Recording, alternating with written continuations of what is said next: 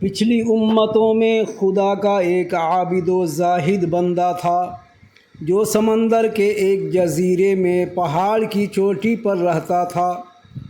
وہ رات و دن خدا کی عبادت کرتا تھا۔ پہاڑ پر وہی اکیلا ایک آدم زاد تھا، اس لیے ان تمام گناہوں سے وہ بالکل پاک صاف تھا جو ہم جنس کے تعاون سے وجود میں آتے ہیں۔ اپنی رحمت و کرم سے خدا کریم نے اپنے بندے عابد کے لیے پہاڑ پر ایک شیریں چشمہ جاری کر دیا اور سامنے ہی میٹھے انار کا درخت اگا دیا۔ وہ انار کے پھل کھاتا اور شیریں چشمے کا پانی پیتا۔ اسی طرح وہ 400 سال تک خدا کی تسبیح و تہلیل اور عبادت و ریاضت میں مصروف تھا، یہاں تک کہ جب اس کی موت کا وقت آیا تو حضرت عزرائیل علیہ السلام اس کے پاس تشریف لے گئے۔ اس نے کہا، اتنی اجازت دے دیجئے کہ میں تازہ وضو کر کے 2 رکعت نماز پڑھ لوں اور دوسری رکعت کے آخری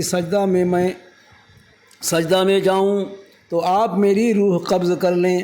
عزرائیل علیہ السلام نے جواب دیا کہ میں تمہارے لیے اتنی اجازت لے کر آیا ہوں۔ چنانچہ اس نے تازہ وضو کر کے 2 رکعت نماز پڑھی۔ جیسے ہی دوسری رکعت کے آخری سجدے میں گیا کہ روح جسد ان سوری سے پرواز کر گئی۔ ان کا بدن اب تک سلامت ہے اور اسی طرح سجدے کی حالت میں ہے۔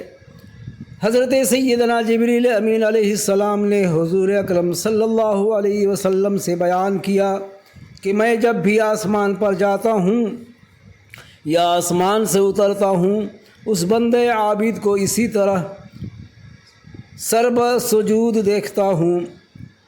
یہ بندہ اس شان سے خدا کے دربار میں قیامت کے دن حاضر ہوگا کہ عبادت و خیر کے سوا نامہ اعمال میں گناہ کا بھی اندراج نہ ہوگا۔ اس لیے نہ حساب کی ضرورت پیش آئے گی اور نہ میزان عمل پر کھڑے ہونے کی۔ فرشتوں سے ارحم الراحمین ارشاد فرمائے گا، اذهبوا بعبدی الی جنتی برحمتی، میرے بندے کو میری رحمت سے جنت میں لے جاؤ۔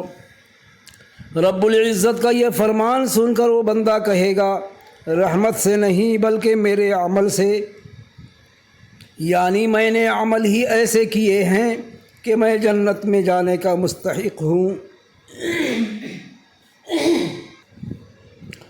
اس کی یہ بات سن کر پروردگار عالم ارشاد فرمائے گا، لوٹاؤ میرے بندے کو اور میزان کھڑی کرو۔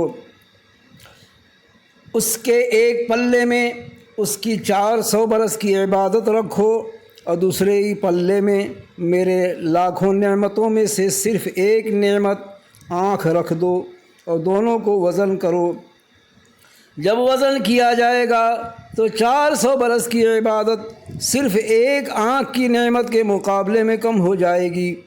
ارشاد باری تعالی ہوگا، اذهبوا بعبدی الی ناری بعدلی، میرے اس بندے کو میرے عدل سے جہنم میں لے جاؤ۔